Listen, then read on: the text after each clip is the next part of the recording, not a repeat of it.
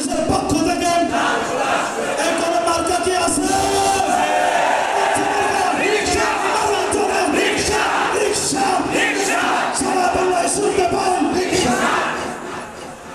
السلام عليكم ورحمة الله. الحمد لله رب العالمين والصلاة والسلام على سيد الأنبياء والمرسلين وعلى آله وأصحابه ومن تبعهم أجمعين. أعوذ بالله من الشيطان الرجيم. بسم الله الرحمن الرحيم. ولا تحسبن الله غافلا عما يعمل الظالمون. صدق الله العظيم. বাংলাদেশ খেলাফত মজলিস যশোর জেলা শাখার উদ্যোগে আয়োজিত আজকের এই গণসমাবেশে উপস্থিত সংগ্রামী সভাপতি, উপস্থিত বাংলাদেশ খেলাফত মজলিসের কেন্দ্রীয় নেতৃবৃন্দ, যশোর জেলা শাখার নেতৃবৃন্দ, অন্যান্য শাখা উপশাখা থেকে সমবেত আমার সংগ্রামী দায়িত্বশীল বাংলাদেশ খেলাফত মজলিস ও সহযোগী সংগঠন সমূহের সর্বস্তরের নেতাকর্মী ও সংগ্রামী যশোরবাসী, আমি সর্বপ্রথম ইতিহাসের অন্যতম সূতিকাগার বাবরি মসজিদ লং মার্চের ঐতিহাসিক এই স্মৃতিময় ভূমি যশোরের মাটি ও মানুষকে ধন্যবাদ জানাই। বাংলাদেশ খেলাফত মজলিসের আজকের ঐতিহাসিক গণসমাবেশ থেকে 24 জুলাই বিপ্লবে শাহাদাত বরণকারী সকল বীর শহীদদের রূহ এবং আত্মার মাগফিরাত কামনা করি। তাদের শোক সন্তপ্ত পরিবার পরিজনের প্রতি সমবেদনা প্রকাশ করি। সেই সাথে বিগত 16 বছরের ফ্যাসিবাদী আমলে শাহাদাত বরণকারী 2009 সালের পিলখানার ট্র্যাজেডি সকল 57 জন দেশপ্রেমিক সেনা কর্মকর্তা, 2013 সালের শাপলা চত্বরে নবী প্রেমিক তাওহীদি জনতা, 2014-15 সালে সরকার বিরোধী ফ্যাসিবাদ বিরোধী আন্দোলনে শাহাদাত বরণকারী বিরোধী দলের নেতাকর্মী, 2021 সালে বাংলাদেশের স্বাধীনতার সুবর্ণ জয়ন্তী উদযাপনকালে বাংলাদেশ বিরোধী ভারতের বিতর্কিত প্রধানমন্ত্রী নরেন্দ্র মোদীর আগমনের প্রতিবাদকারী হেফাজতে ইসলামের শাহাদাত বরণকারী নেতাকর্মীদেরকে, আর সর্বশেষ 2024 সালে হাজার হাজার বাংলার দামাল সন্তানদেরকে, যাদের রক্তের স্রোতের উপর ভেসে বাংলাদেশ 2024 সালের 36 জুলাই নতুন করে স্বাধীনতা অর্জন করেছে। সংগ্রামী সাথী ও বন্ধুগণ, জুলাই বিপ্লবের আজ 1 বছর পূর্তি হতে চলেছে। ভক্ত যারা জুলাই আবার বাংলার মাটিতে ফিরে এসেছে, অথচ আজও পর্যন্ত জুলাই ঘোষণাপত্র জাতির সামনে ঘোষিত হয়নি। আমি মনে করি অন্তর্বর্তীকালীন সরকার এবং বাংলাদেশের প্রধান রাজনৈতিক দলগুলোর জন্য এটি অত্যন্ত একটি অবমাননাকর লাঞ্ছনার বিষয়। এর দায় এবং এই ব্যর্থতা বর্তমান সরকারের। এই জুলাই মাস শেষ হওয়ার আগে জুলাই ঘোষণা জাতির সামনে ঘোষিত হতে হবে এবং সেই জুলাই ঘোষণার মধ্য দিয়ে আগামীর বাংলাদেশের রূপরেখা প্রণয়ন করতে হবে। সংগ্রামী সাথী ও বন্ধুগণ, আমরা মনে করি, বাংলাদেশ খেলাফত মজলিস মনে করে, আগামী বাংলাদেশ গঠনের পিছনে 1947 সালের দেশ বিভাগ, 1971-এর মহান মুক্তিযুদ্ধ এবং 2024 সালের জুলাই এবং আগস্টের বিপ্লবকে সামনে রেখে এই পাটাতনের উপর আগামীর বাংলাদেশ বিনির্মাণ করতে হবে। যদি বাংলাদেশের আগামী বিনির্মাণের ক্ষেত্রে ভিন্ন কোনো চিন্তা করা হয়, এদেশের তাওহীদি জনতা আবার রাজপথে নামবে, আবার তারা আন্দোলনের মাঠে। সংগ্রামী সাথী ও বন্ধুগণ, আমি আজ বাংলাদেশ খেলাফত মজলিসের এই গণসমাবেশ থেকে বাংলাদেশ খেলাফত মজলিস প্রতিষ্ঠার 3 যুগের মাথায় এসে স্মরণ করতে চাই। বিগত দিনে বাংলাদেশ খেলাফত মজলিস দেশ, জাতি এবং উম্মার স্বার্থ রক্ষায় যে সকল ত্যাগ, অবদান এবং ভূমিকা পালন করেছে, আমরা দেখেছি 1989 খেলাফত মজলিস প্রতিষ্ঠার পরেই 1991 সালে বাংলাদেশ খেলাফত মজলিস এবং তার কর্মধার তার পুরোধামের শাইখুল হাদিস আল্লামা আজিজুল হকের নেতৃত্বে বাংলাদেশের ইতিহাসে ইসলামপন্থীদের সর্ববৃহৎ রাজনৈতিক মোর্চা ইসলামী ঐক্যজোট গঠিত হয়েছিল। ইসলামী ঐক্যজোট বাংলাদেশ খেলাফত মজলিসের অন্যতম অবদান। 1992 সালের 6 ডিসেম্বর যখন উগ্রবাদী ভারতীয় হিন্দুত্ববাদীরা মুসলমানদের প্রাণের বাবরি মসজিদকে শহীদ করে দিয়েছিল, বাংলাদেশ খেলাফত মজলিসের নেতৃত্বে শাইখুল হাদিস আল্লামা আজিজুল হকের অবিসংবাদিত নেতৃত্বে বাংলার মাটি থেকে অযোধ্যা অভিমুখে বাবরি মসজিদ নির্মাণের লক্ষ্যে বিশ্বকাপনা রম্মাস পরিচালিত হয়েছিল।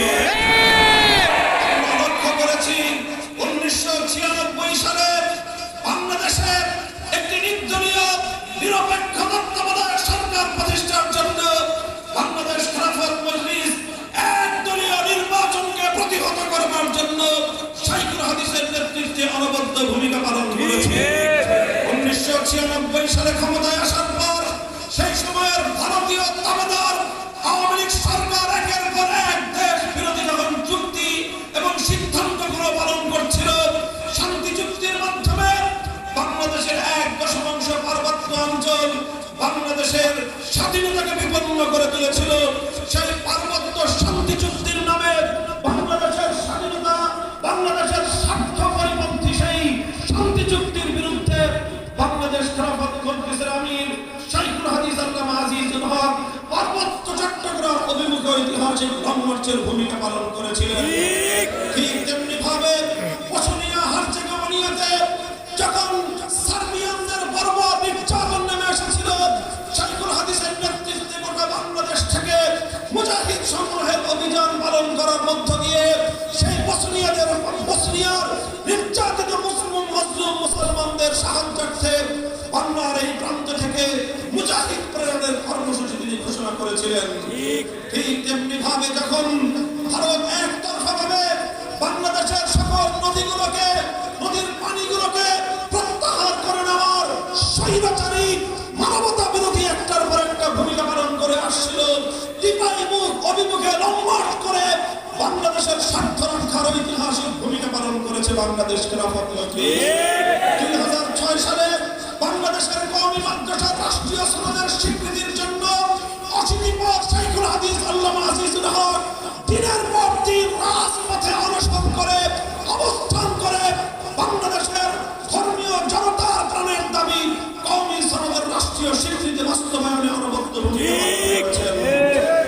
ইতিহাস বলে দেশ, জাতি এবং মিল্লাতের স্বার্থে বাংলাদেশ খেলাফত মজলিস সবসময় অগ্রণী ভূমিকা পালন করেছে। 2013 সালে শাপলা চত্বরে শাহাদাতের সেই রক্ত বিধৌত সেই মসনদ তৈরি করবার ক্ষেত্রে বাংলাদেশ খেলাফত মজলিসের নেতৃবৃন্দের ঐতিহাসিক ভূমিকা পালিত হয়েছে। 2013 সালের শাপলা চত্বরের মর্মন্তুদ রক্তস্নাত ঘটনার পর বাংলাদেশ খেলাফত মজলিসের নেতৃবৃন্দ কারাবরণ করেছে। 2021 সালে মোদী বিরোধী আন্দোলনে নেতৃত্বের ক্ষেত্রে অনন্য ভূমিকা পালন করেছে বাংলাদেশ খেলাফত মজলিস।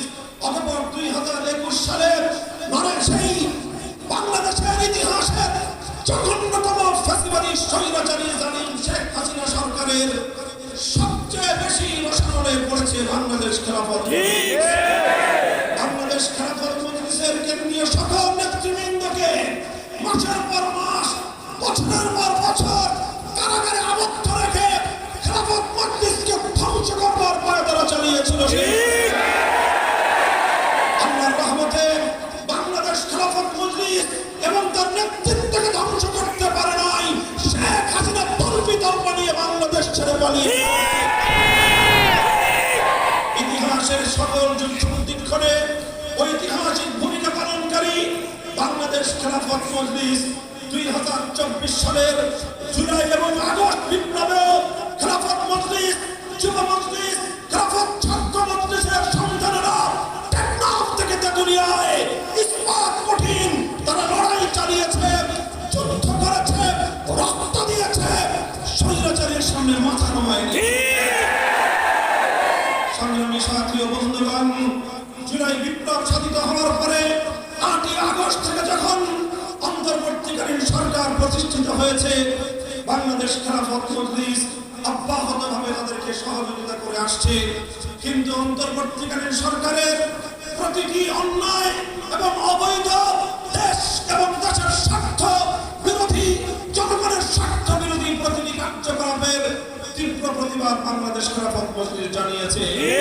আজ বাংলাদেশ খেলাফত মজলিসের এই মঞ্চ থেকে অন্তর্বর্তীকালীন সরকারের প্রতি স্পষ্ট বার্তা দিয়ে দিতে চাই, আমরা জুলাই বিপ্লবের অন্যতম স্টেক হোল্ডার, আমরা বাংলাদেশের নতুন বাংলাদেশ বিনির্মাণের অন্যতম দাবিদার। তাই অন্তর্বর্তীকালীন সরকারকে আমরা সহযোগিতা করছি, অন্তর্বর্তীকালীন সরকারকে সহযোগিতা করব। কিন্তু দেশ বিরোধী, ইসলাম বিরোধী কোন পদক্ষেপ গ্রহণ করতে চাইলে অন্তর্বর্তীকালীন সরকারের বিরুদ্ধে মাঠে নামতে এতটুকু দ্বিধা আমরা পরিষ্কার ভাষায় বলি, শারমিন মুর্শেদকে তাকে আপনারা নিয়ন্ত্রণ করুন। এদেশের ইসলাম পন্থীদের বিরুদ্ধে তার এই কণ্ঠকে আপনারা স্তব্ধ করুন। এদেশের আলেম সমাজের বিরুদ্ধে, ইসলামের বিরুদ্ধে, ইসলামী ঐতিহ্যের বিরুদ্ধে, ইঙ্গিতপূর্ণভাবে আল্লাহর নবীর ইজ্জতের বিরুদ্ধে কটাক্ষকারী শারমিন মুর্শেদকে আমরা হুঁশিয়ার বাণী উচ্চারণ করতে চাই। আমার নবীর ইজ্জতের দিকে তুমি যে কটাক্ষপূর্ণ আঙ্গুল তুলেছ, নবীর ইজ্জতের হেফাজতের জন্য সে আঙ্গুল আমরা ভেঙে ফেলি।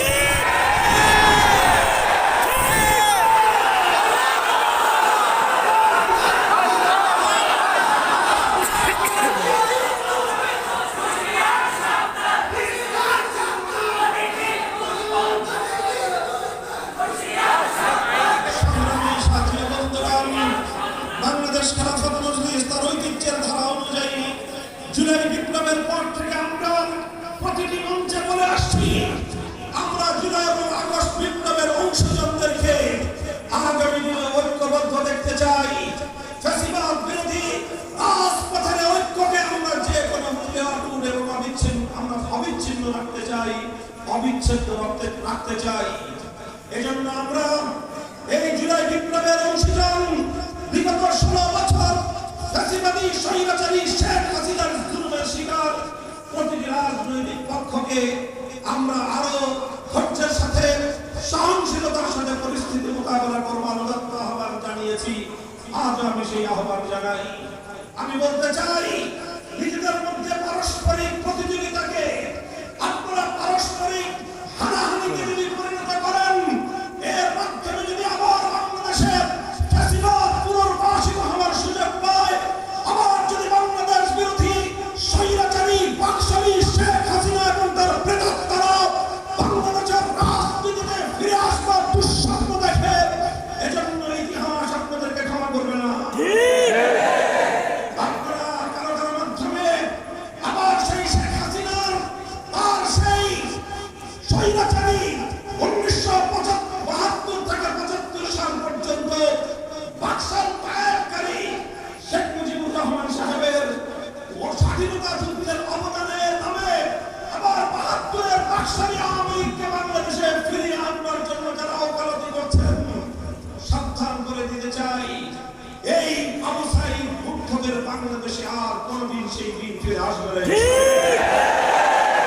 এজন্য আমি প্রতিযোগী বাংলাদেশের সকল রাজনৈতিক পক্ষগুলোকে উদারতার প্রতি পথ চলার উদাত্ত আহ্বান জানাই।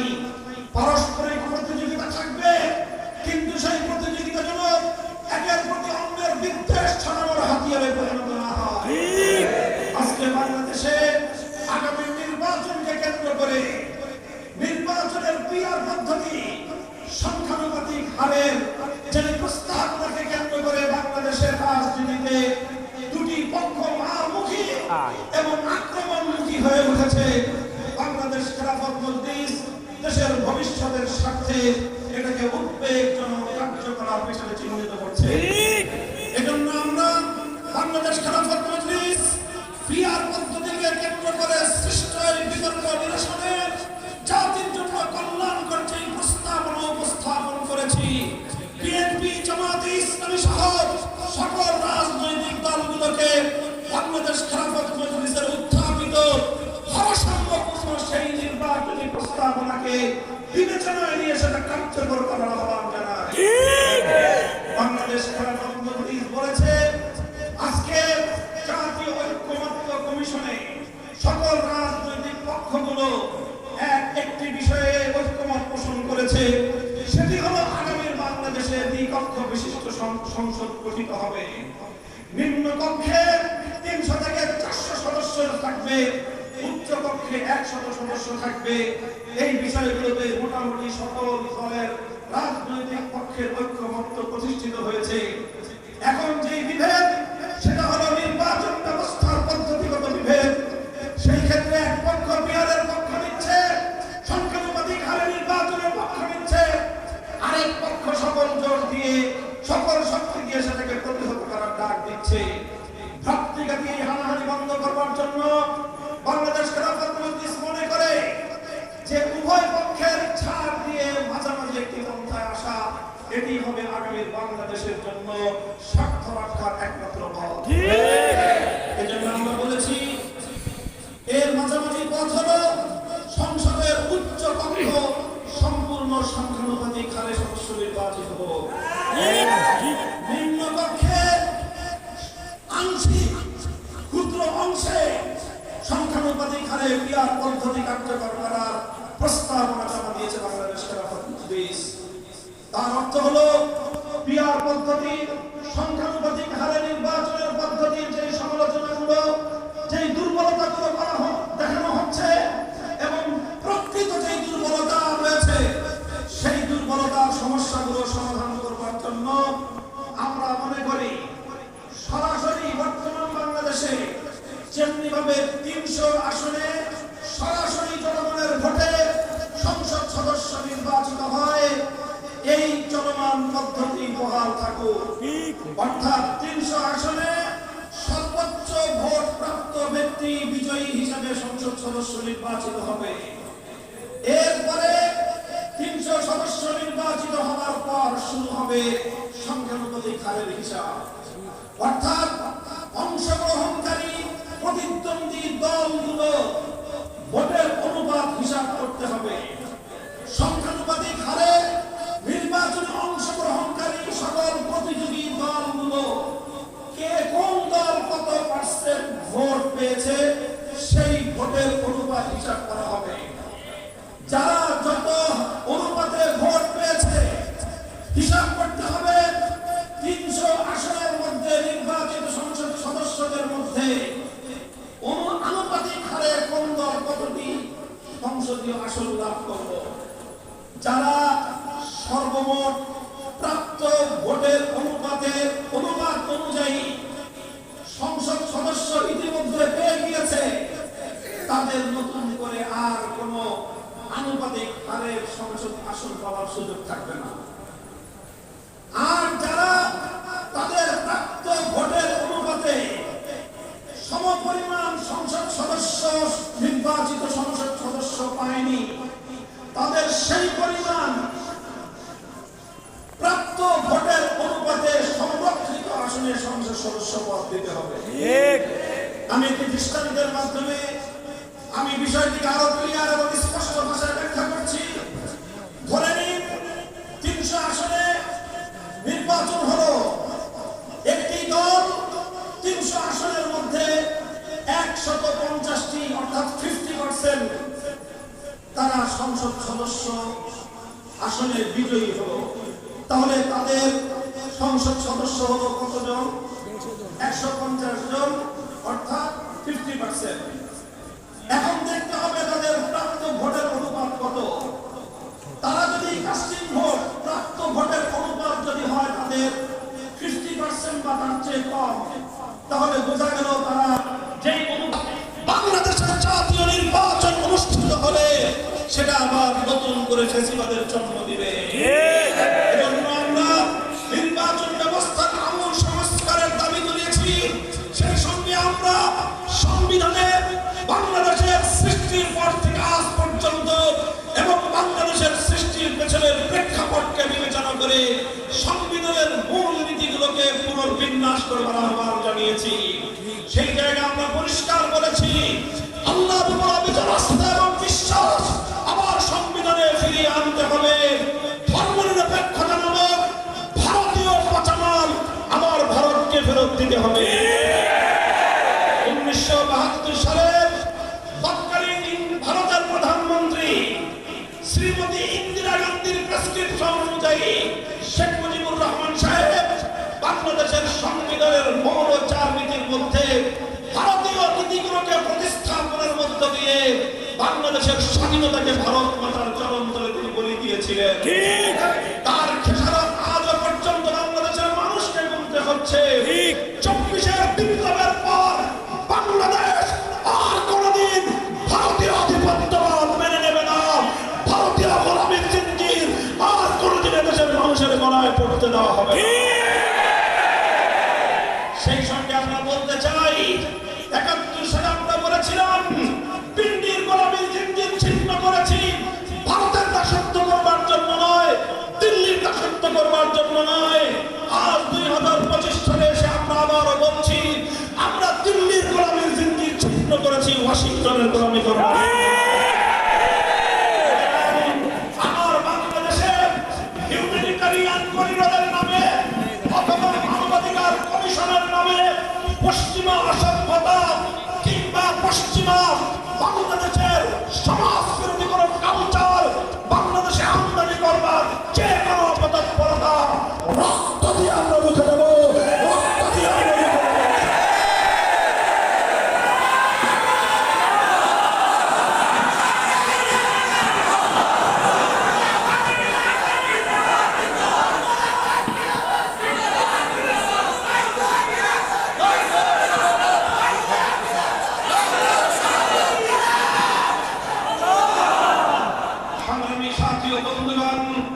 আমাদের বক্তব্য পরিষ্কার, দেশ এবং ইসলামের পক্ষে, জাতি এবং স্বাধীনতার পক্ষে বাংলাদেশ খেলাফত মজলিস যেভাবে অতীতের দিনগুলোতে বলিষ্ঠ ভূমিকা পালন করেছে, আগামী দিনেও নতুন বাংলাদেশ বিনির্মাণে বাংলাদেশ খেলাফত মজলিস এবং এদেশের ইসলাম প্রিয় জনতা তারা তাদের অভিষ্ট লক্ষ্যে এগিয়ে যাওয়ার জন্য যে কোনো ত্যাগ এবং কোরবানি স্বীকার করতে প্রস্তুত রয়েছে।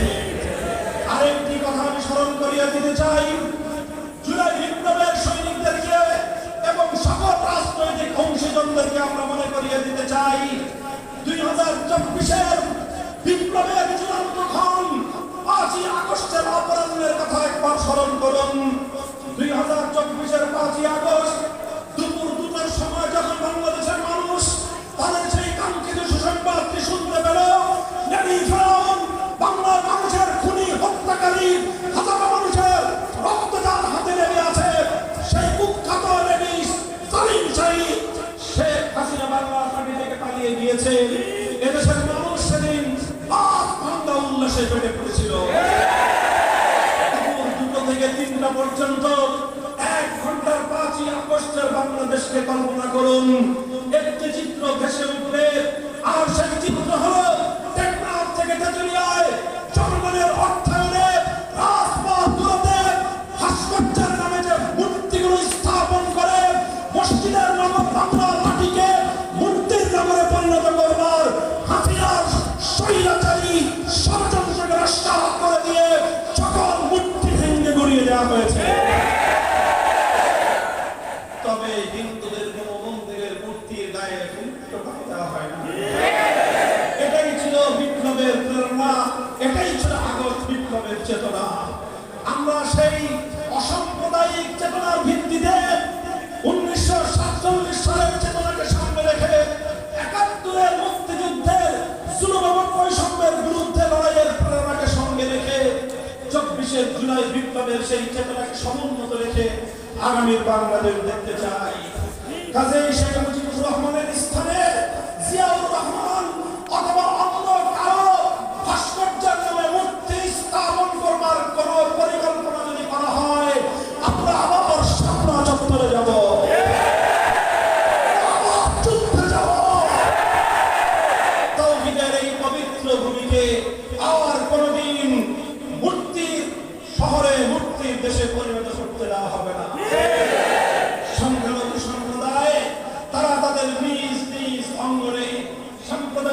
অধিকার ভোগ করবে, ধর্মীয় নিরাপত্তা ভোগ করবে। আমরা 1993 সালের 4 জানুয়ারি যশোরের খুলনা বাস স্ট্যান্ড থেকে নিয়ে অযোধ্যামুখী সীমান্ত শহর বেনাপোলের কাছাকাছি চিকরগাছা পর্যন্ত 16 মাইল পথের লং মার্চের একজন কর্মী ছিলাম আমি। আমরা দেখেছি লক্ষ লক্ষ জনতার সেই অবিনাশী অবিনশ্বর এবং দৃষ্টির শেষ সীমা পর্যন্ত বিস্তৃত সেই বিশাল কালেমার পতাকাধারী মিছিল চলছে। রাস্তার দুপাশে অসংখ্য মন্দির, অসংখ্য সিঁদুর পরা নারীরা হিন্দুরা হেঁটে যাচ্ছে, অসংখ্য ধুতি পরা হিন্দু ভাইরা হেঁটে যাচ্ছে এবং তারা লং মার্চের কাফেলাকে স্বাগত জানিয়েছে। লং মার্চের কাফেলার পক্ষ থেকে তাদেরকে অভিবাদন জানানো হয়েছে। কোন একটি মন্দির অথবা কোন একজন হিন্দু নাগরিকের প্রতি বিন্দুমাত্র কোনো আক্রমণাত্মক আচরণ করা হয়নি। এটাই হলো বাংলাদেশের অসাম্প্রদায়িক চেতনা। অসাম্প্রদায়িক চেতনার নামে মসজিদের নগরকে মন্দির নগরে পরিণত করবার পায়দান বরদাস্ত করা হবে না। সংগ্রামী সাথী ও বন্ধুগণ, তাই আমরা পরিষ্কার ভাষায় বলতে চাই, আমার আখেরি পয়গাম, বাংলাদেশ এবং বাংলাদেশের স্বাধীনতা ইসলাম এক সূত্রে গাঁথা। মুসলিম জাতিসত্তা গঠনের 100 বছরের অভিপ্রায় নিয়ে বাংলাদেশ গঠিত হয়েছিল। সুতরাং বাংলাদেশ মুসলিম জাতিসত্তার সঙ্গে বাংলাদেশের অস্তিত্ব অঙ্গাঙ্গিভাবে জড়িয়ে আছে। এ কারণে বাংলাদেশে যদি ইসলামের স্বার্থ লঙ্ঘিত হয়, বাংলাদেশের স্বাধীনতা বিপন্ন হয়। কাজেই যারা বাংলাদেশে ইসলাম বিরোধী, তারাই বাংলাদেশের স্বাধীনতার দুশমন। বাংলাদেশের প্রকৃত স্বাধীনতাকামী জুলাই যোদ্ধারা, আসো ইসলাম বন্ধুদের সাথে হাতে হাত রাখো। বাংলার স্বাধীনতা নিয়ে ছিনিমিনি খেলবার দুঃসাহস কারো হবে না ইনশাআল্লাহ। বাংলাদেশ খেলাফত মজলিস এবং তার সহযোগী সকল সংগঠনগুলোর নেতৃবৃন্দের প্রতি আমার উদাত্ত আহ্বান, আজকের এই গণসমাবেশের অভূতপূর্ব সাফল্যের পর পাড়ায় পাড়ায় ছড়িয়ে পড়ুন, গ্রামে গঞ্জে খেলাফতের দাওয়াত নিয়ে আপনারা মানুষের দোরগোড়ায় পৌঁছে যান। মনে রাখবেন, বাংলাদেশের মানুষ যে বৈষম্যহীন সমাজ গড়বার স্বপ্ন দেখেছে, সেটা মানব রচিত তন্ত্রমন্ত্র দিয়ে সম্ভব নয়। একমাত্র রাজনৈতিক বন্দোবস্তের নামই হলো খেলাফত ব্যবস্থা। এই জন্য খেলাফতের দাওয়াত ব্যাপক হারে মানুষকে রাষ্ট্র ক্ষমতায় অধিষ্ঠিত করেই ছাড়বে ইনশাআল্লাহ। আল্লাহ পাক রব্বুল আলামিন আমাদেরকে কবুল করুন। বাংলাদেশ খেলাফত মজলিস দেশপ্রেমিক ইসলাম প্রিয় জনতার এই বাদ ভাঙ্গা জোয়ার সামনের দিকে এগিয়ে যাক। বাংলাদেশ রক্ষা পাক, বাংলাদেশের ইসলাম এদেশে বিজয়ী আদর্শ রূপে প্রতিষ্ঠিত হোক। নাসরুম মিনাল্লাহি ওয়া ফাতহুন করিব ওয়া আখিরু দাওয়ানা আলহামদুলিল্লাহি রাব্বিল আলামিন।